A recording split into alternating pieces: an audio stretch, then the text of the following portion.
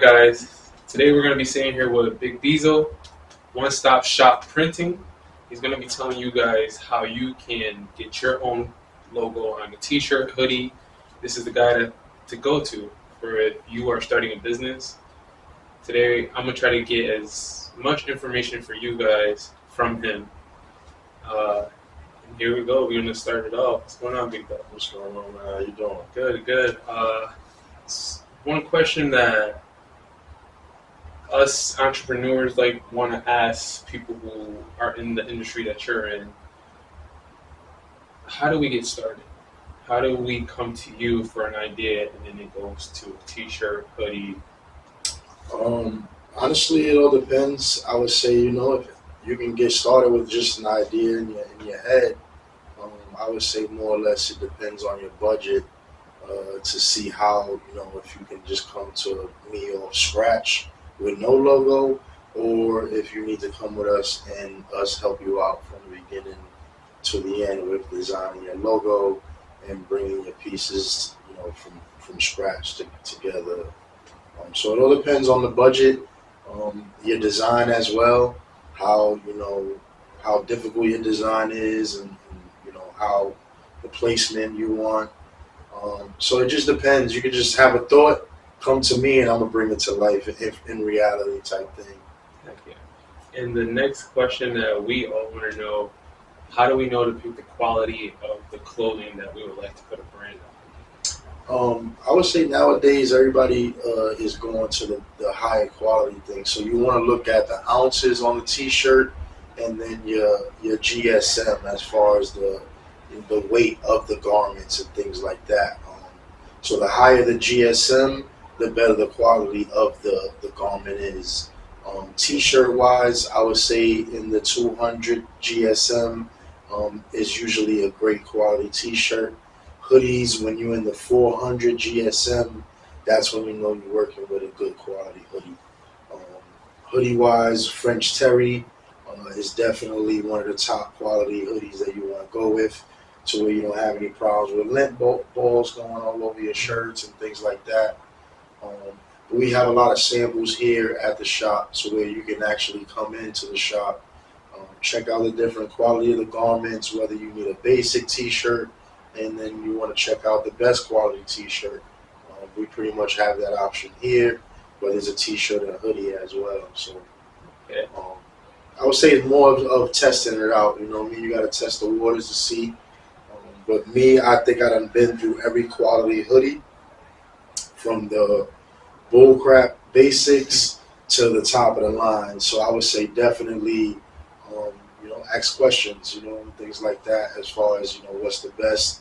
And then, of course, the top quality hoodies, you're going to be spending a lot more than what you want on a basic hoodie, I would say. And tell us more about the quality as far as, like you said, everyone's going towards the top quality. In the long term, how would that benefit young entrepreneurs coming up? Honestly, I would say it just would help your brand as far as, it depends what type of brand you have as well. If you have a T-shirt that you want to sell to people where your quotes is the seller, then you might not want to put that on one of the highest quality T-shirts, because at the end of the day, you want to, on the resale, you might want to be at the $20, $25 mark or something like that. Of course, going with a higher quality T-shirt and things like that, your numbers is definitely going to be at a different cost. So your resale has to be higher.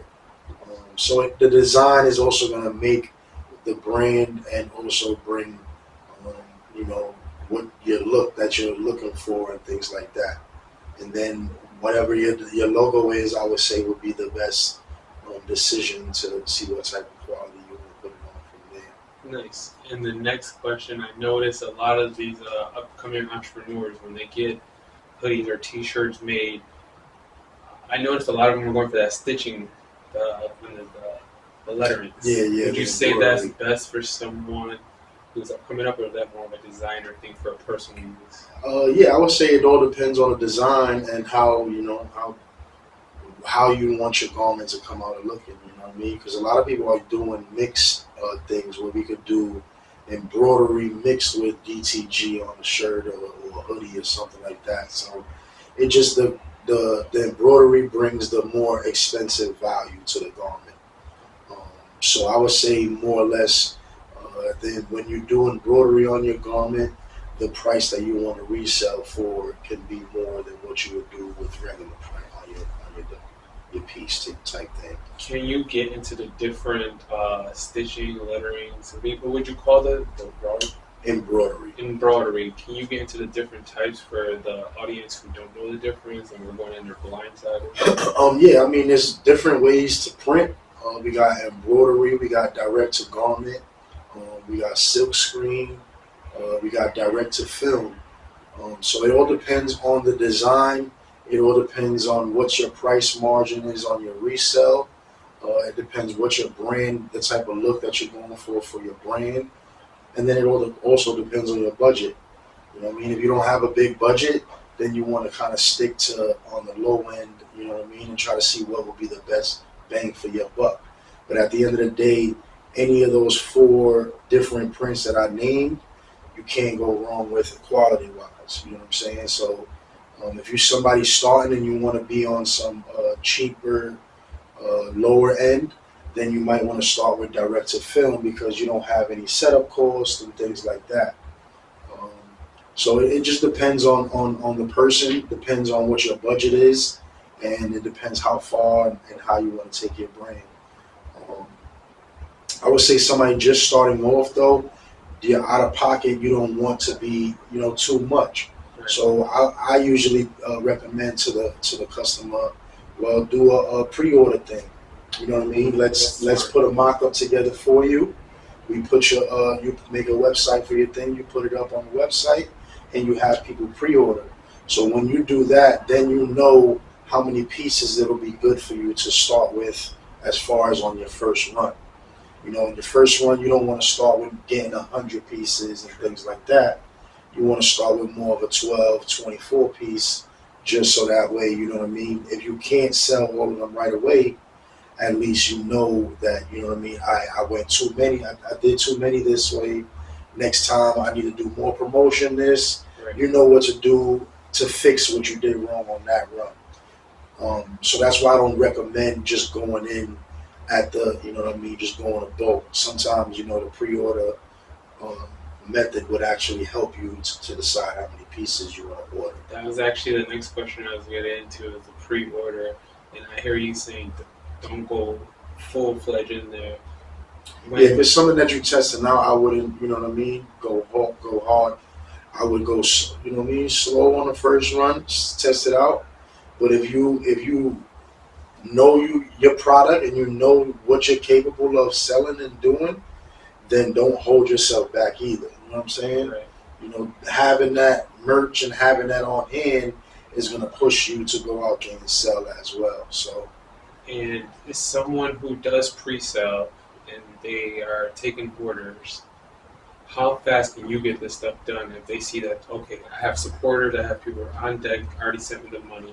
Right. So, I mean, I would recommend if you order in through me and you're doing a pre-order, I would recommend you give your customer at least a 2-week heads up notice to where, hey, we're going to ship your order out within 2 weeks. Okay. Usually I usually get the order done within a week and a half, depending on our workload. So the turnaround is pretty quick, but just in case we have a hiccup or anything like that, usually on a pre-order basis, you want to just give yourself some time.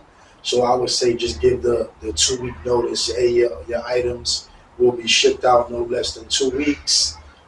Whatever the case may be, your order will be shipped out once we have it. And sometimes it'll be less than 2 weeks. So, you know what I mean? But if at least you beat that window that you gave them of 2 weeks, you look good as far as with your brand and things like that. You're not getting in panic mode. Right. You're not late, delayed, or anything with that. You're getting your orders out on time, and your customer's happy at the end of the day. Nice. And now, the question I would also like to ask: your equipment. How high end is your equipment? Is your equipment the best of the best? And can you go into a little depth in the equipment that you use? I would say definitely, we use high-end equipment here for sure. everything we use is commercial equipment. I started with the Cricut and the regular Amazon cheap heat press and all of that. But that only lasted my first year. But then after that, I ended up just keep investing back into myself and all of that. And I had, I invested on my embroidery machine, which was over $12,000. And I had that in my living room. So I was doing everything, in my living room and pretty much getting orders done with it in my crib pretty much. As I just kept on progressing and whatever, I just kept on adding equipment. So now I don't use my Cricut no more. I'm straight direct to garment my machine. So we do the DTG. The machine also does direct to film, so I get both options out of that machine. Um, my heat press, I don't have no bullshit ass heat press. I got a Stars heat press. If you Google that heat press, it's a $2,500 heat press. So I'm not using really no Amazon shit to put the stuff on your garments and stuff like that. I got garments out there that I've seen people 2 years ago still rocking it, and the print, everything is looking great. So pretty much, I kept investing back in myself. So I got about, I would say, in equipment alone, I'm out at like the $30,000-$40,000 mark. So I need to get a multi-head embroidery machine, so that's my next investment. But those things, to be honest, that's like a $50,000 investment. That's almost like putting down payment on a house or some That's shit a like whole that. house sort of thing. Yeah, so that's the next move. But at the end of the day, I can make a lot more money and get orders done a lot faster with having that. So I'm hearing that investing back into yourself is the most important thing, which in the sense of your first load of clothes that you might sell, it's not going to go to your pocket. That's a fact. I would say definitely reinvesting back into yourself. That first 12 t-shirt order, if you do it right, can put you in the mark to where it gets you at that 100-piece mark. Once you're at that 100-piece mark, it's nothing but flipping, that same money. And at the end of the day, when you're doing numbers like that, the price of the garment is way cheaper than coming for 24 pieces. So you know what I mean? You come for 100-piece, your margins is going to be a lot better than doing the smaller quantity amounts. And how did you learn all of this? Step by step, or just winning and losing? Yeah, I would say trial and error, man. I've been doing this since 2016. Before this, I was fixing printers. So I was in the same field and all of that, but not apparel. I was dealing with more engineers and architects with the big wide format machines. So I'm good with technology. I'm good at troubleshooting and things like that. Honestly, I learned this on YouTube. I started on YouTube learning how to get what I needed to start making t-shirts and things like that. And it started as a hobby and just kind of grew off that. I was able to leave my job 3 years ago to do this full time. And I would say definitely it's been tough. It's up and down, a lot of up and down, instead of having a guaranteed check to being, up and down to where sometimes it's good, sometimes it's bad. So, what was the moment in time where you realized, like, all right, I can quit my job because this is actually working? Honestly, I would say I quit my job a little bit too soon than what I should have. You know what I'm saying? I kind of put myself in a situation because before I was here, I was actually renting a little space in a barbershop in my neighborhood in Red Hook. So me and my partner, Deuce Robinson Film, shout out to my partner with the Love Hate Clothing. We actually had the hood going crazy with us. You know what I'm saying? Where we had this one hoodie had colorful hearts on it, and it was one of our drops. And that hoodie went crazy. And my mind state was like, yo, this shit is going crazy. I'm ready to push this full time or whatever. And we went ahead and took that opportunity and rented inside of a barbershop. So I took 2 weeks off of my job and pretty much to help big up the store and get it rocking. And, in the beginning, it was amazing, you know what I mean? Right. Making $500 to $800 a day and things like that. And it was actually clicking from just being in my hood. And then, I was like, yo, let me just tell my job I'm ready to, leave it alone. So I just kept calling out to see if they fire me and be able to collect unemployment and all of that. Yeah. So I could kind of swindle the system. Right. But it backfired on me, and they wouldn't fire me. Like, they just kept on telling me, oh, let me know you need more time, da da da. So, pretty much, make a long story short, I ended up calling out a lot to the point where they ended up did fire me, but I couldn't collect unemployment because they was fighting it. So that whole situation, because the barbershop dude told us that we had to kind of like, he wanted to get his barbershop back to being a full barbershop. Right. So I left my job already. He told us that we couldn't be set up there no more. So now it was like a whole situation for me to where I had no flow or nothing coming in and shit like that. And it was like 2 months to where I was working out of the crib and just barely getting by. And pretty much to where we had an opportunity to come over here and set up over here. And it wasn't easy when we came here either, but I was able to build it up to where I'm at today. But he's not letting you guys know where we are. We're in a pretty top-notch neighborhood. Would you like to tell them where we are? Yeah, man, we located in Dumbo, Brooklyn. Definitely tourist area. It's definitely a lot of celebrities that live over here.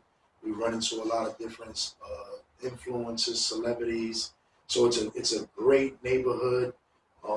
It wasn't, the greatest when we first got here. It wasn't welcoming type to where we made a bunch of orders from the gate. We had to kind of introduce ourselves out here and build ourselves up and kind of like really network with the people to where we have it today, where they really come in here and trust us and stuff like that. Right. Heck yeah. I actually want to take a step back, and I saw you got a bunch of different types of, not even just clothing, but you have helmets, you have snowboards. Do you guys just imprint on clothing? Honestly, the helmet and all of that is more of like, art for the store and stuff like that. But in reality, we can print on mostly anything. I have a ball up there that I have a big tennis racket, oversized tennis racket, and that ball is actually a dog ball that I found. So it's an oversized tennis ball. But what I did was I put the sticker on it for the, to make it look like the U.S. Open and shit like that. And I made that happen. This guy here, this is my old helmet when I used to ride motorcycle. I just never wore it, so I could use it here for art. The snowboard, somebody gave that to me, was throwing it away. I took that here and utilized it for art. So it's all about attraction, you know what I mean? Even the tennis racket, somebody was throwing that away, and I actually took it here, and that's just been amazing for me as far as with the people just stopping and taking a picture of that. You know what I'm saying? Yeah, that's a good piece of puzzle right there. For sure, man. Is there any clothing that you would like to show the audience of what's your favorite in the room right now? Honestly, man, we have so many different designs. It's hard to like say what's a favorite, but I would say definitely right now we have the Endless going crazy. As far as that's one of our logos, one of our drops from the Love Hate Clothing. Yeah. So the name of the brand is called Love Hate Clothing. So we have two different things going on in here. Yeah. We have the one-stop shop printing, where we pretty much create and help people do with it, what they want for their brand. Nice. And then we have our own brand that's called Love Hate Clothing. Can you tell us a little more about that? How you inspired to come up with the name, and what does that mean to you? I would say more or less like, I'm a Cancer, so definitely my heart, I have a big heart and things like that. But I think more or less like me and my partner wanted to come up with something that's more or less like relatable, come up with everybody, could wear their everyday life, wear your feelings type thing. So a lot of our logos is more or less built off of like, feelings and things like that. So that's why we use a lot of hearts in the beginning, cupids and things like that. But the good thing is that my partner actually hand drew a lot of our logos. So we don't go on Google and take somebody's shit. All of our designs is pretty much hand created from the scratch where he draws the main logo, and we might come together and put the wording and all the other stuff behind it. But there's many ways you can look at it. Loyalty, happiness, consistency, love, hate, clothing. So, it just speaks for itself. I would say, we try to drop positivity on a lot of stuff that we do. So more or less endless, you look at it more or less, the possibilities are endless. You know what I mean? You have endless possibilities on what you're trying to do as you're doing here on your interview. You know what I mean? Nah, I came in here random. Nah, same for sure. day he got this hoodie made, and it works. Yeah. This QR code works. Nah, for sure, man. When I say I came in here, I didn't even have to second guess it. Just the energy you brought, the customer service was great. I had questions, and you answered them with honesty. There was no hesitation. There's no hesitation with this guy. It's you come in here, if you're new like me, come in to grab a hoodie. Ain't no need to question no pricing or none of that because it's worth it. Everything is guaranteed worth it. He said he was going to be done at a certain time. He got it done. Sure. I was sitting at the library.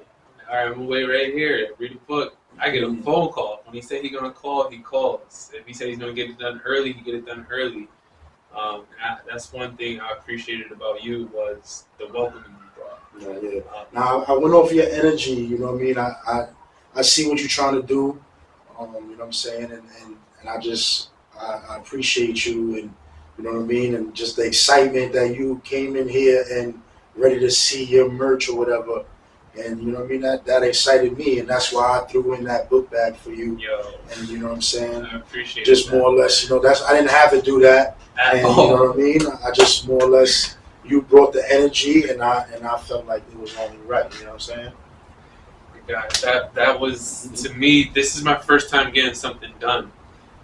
So the whole experience itself was just honestly perfect. Because sometimes you might get that hassle, but there was none. There's no negativity to bring up. It was just straight positive energy. Like you said, the brand Endless brings from a big heart from you, and you showed it. For sure, man. Again, this is One Stop Shop Printing.